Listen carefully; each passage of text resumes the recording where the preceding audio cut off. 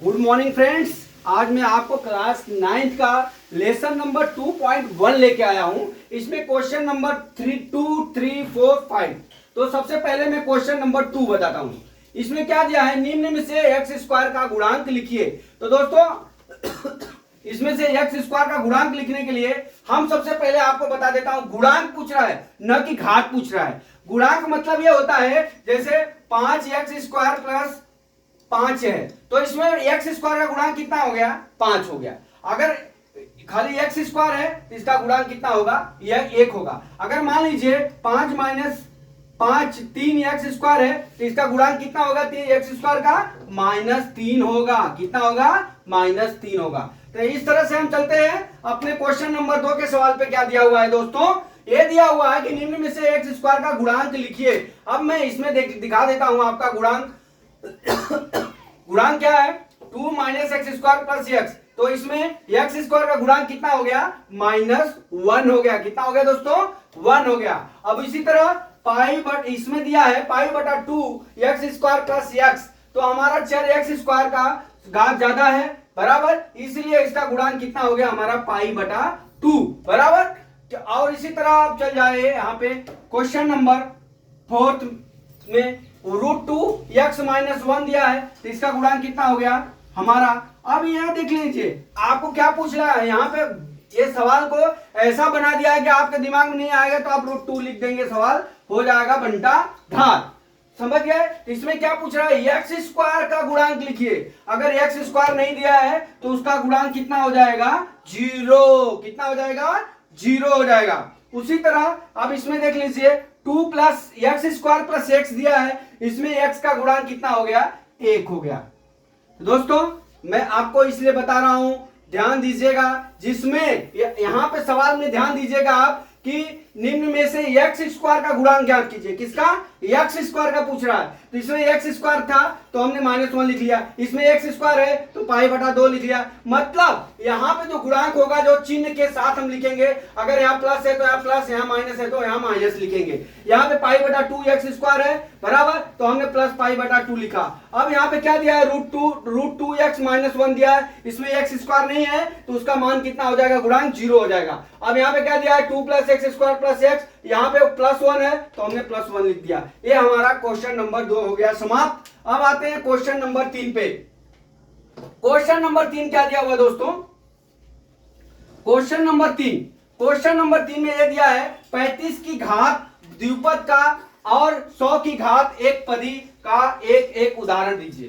द्विपद मतलब दोस्तों होता है उसमें दो चीज होना चाहिए, एक चर होना चाहिए, एक जो है कांस्टेंट एंड अचर होना चाहिए, बराबर। अब यहाँ पे क्या दे रहा है कि 25 की घात, मान लीजिए हमारी चर संख्या मान लीजिए x है, तो x पे कितना बोला है, 35 घात। तो हम यहाँ 35 घात लिख लीजिए, +5 लिख लीजिए, आंसर हो गया। या दूसरा भी कुछ लिख दीजिए, x पे यहाँ पे x ही नहीं मानना है, कुछ भी मान सकते हैं, PQRSTU भी कुछ भी मान सकते हैं, बराबर। और उसके सामने कोई भी संख्या लिख के प्लस माइनस आप कर सकते हैं। यहाँ क्या दिया है, 35 की द्विपद घात, 35 घात की द्विपद का और 100 की घात एक पदी का एक उदाहरण दीजिए। मैंने ये लिख लिया, आप ये भी लिख सकते हैं। P पे 35 प्लस कितना लिख सकते हैं, 6 लिख सकते हैं। P पे 35 प्लस कितना लिख सकते हैं, 7 लिख सकते हैं। ये आपके ऊपर है कि कौन सा संख्या क्या लिख सकते हैं, बराबर। अब ये उदाहरण हो गया। फिर क्या दिया है, 100 की घात एक पदी एक उदाहरण दीजिए। तो एक पदी चर हमारा क्या मान लीजिए, P हो गया। P पे कितना घात हो गया, 100 घात हो गया। ये हमारा ये एक पदी हो गया। अब इस तरह से अगर मान लीजिए आपको 100 ने P नहीं लिखना है तो आप क्यूब भी लिख सकते हैं, क्यूब पे 100 घात लिख सकते हैं। मतलब कि जो हमारा चर है ABCD है, वो कोई भी मान लिख के हम उसके ऊपर घात लिख देंगे। लेकिन आपको ये ध्यान रखना चाहिए कि ये द्विपद है कि एक पद है, ये आपको ध्यान में ही रख के सवाल लगेगा, नहीं तो सवाल गलत हो जाएगा। इस तरह से हम ये सवाल दोस्तों क्वेश्चन नंबर 3 हमारा सोल्व हुआ। अब क्या दिया है, आप आ जाइए क्वेश्चन नंबर 3। क्वेश्चन नंबर 3 में क्या हुआ है दोस्त, क्वेश्चन निम्न बहुपद में से प्रत्येक बहुपद की घात लिखिए।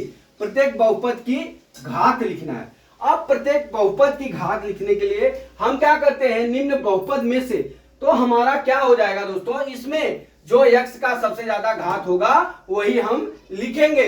तो यहाँ पे जैसे ये 4th वाला मैं इधर लिख लेता हूं, 3 है ना, तो 3 को यहाँ पे लिख देता हूं, खाली 3 है, बराबर। अब इसमें बहुपद कितना हो जाएगा, अब यहाँ पे देख लीजिए 5x² है, कितना है 5x cube plus 4x square plus 7x है। तो इसमें क्या दिया, बहुपद में प्रत्येक बहुपद की घात कर दीजिए। देखिए इसमें सबसे ज्यादा x की चर की घात कितना है, चर की घात कितना दिया हुआ है, 3 दिया हुआ है, कितना दिया हुआ है, इसलिए बहुपद की घात कितनी हो गई, 3 हो गई। कितनी हो गई घात, कितनी हो गई, 3 हो गई। अब इसमें देख लीजिए y² दिया है, y² दिया है, 4 माइनस y² दिया है, तो इसमें चर की घात कितनी हो जाएगी, 2 हो जाएगी। क्यों, क्योंकि यहाँ पे 2 y घाते 2 दिया हुआ। अब यहाँ पे क्या हो गया, यहाँ पे 5t माइनस √7 दिया है, तो यहाँ पे चर की घात कितनी मानी जाएगी, 1 मानी जाएगी। कितनी मानी जाएगी, 1, क्योंकि ये t भी चर है, जैसे अपना p/q/r है, तो इसकी घात कितनी हो जाएगी, 1। अब यहाँ पे फोर्थ देख लीजिए, फोर्थ आ गया, फोर्थ में 3 दिया हुआ है, हमारा चर तो दिया नहीं हुआ, अर्थात इसकी घात कितना हो जाएगी, 0 हो जाएगी। बस इतना ही लिखना है, और कुछ सिलेबस में इतना ज्यादा आने वाला नहीं है। तो हमारा देख लीजिए निम्न बहुपद में से प्रत्येक बहुपद की घात लिखिए। क्या लिखिए, घात लिखिए। घात लिखना है तो यहाँ पे x क्यूब का जो सबसे ज्यादा घात होता है वो हम लिख लेंगे, और यहाँ पे भी वैसे ही किया। अभी मान लीजिए कोई अंक गणित आ गया, मतलब अचर संख्या आ जाएगी, तो उसमें कितना हो जाएगा, घात हमारा कितना हो जाएगा, 0 हो जाएगा। तो इस तरह दोस्तों क्वेश्चन नंबर 4 जो है आपको हमने बता दिया। अभी आ जाइए क्वेश्चन नंबर 1 पे। क्वेश्चन नंबर 1 में क्या दिया है दोस्तों, क्वेश्चन नंबर 5 में दिया, बताइए कि निम्न बहुपदों में रैखिक है, कौन से द्विघाती है, कौन से त्रिघाती है। अभी आपको बता देता हूं, जिसमें एक घात होगा एक चर पे, चर मतलब x y z पे एक घात होगा वो रैखिक होगा, जिसपे 2 घात होगा वो द्विघाती होगा, जिसपे 3 घात होगा वो क्या होगा, 3 घाती होगा। तो दोस्तों आओ हम चलते हैं, पहला सवाल दिया है हमारा, पहला सवाल में क्या दिया, x² प्लस x बराबर, यहाँ पे देखिए, यहाँ पर x का घात 2 है, कितना है, 2 है, x का घात 2 है, इसलिए क्या हो गया, द्विघाती हो गया। क्या हो गया ये क्या हो गया,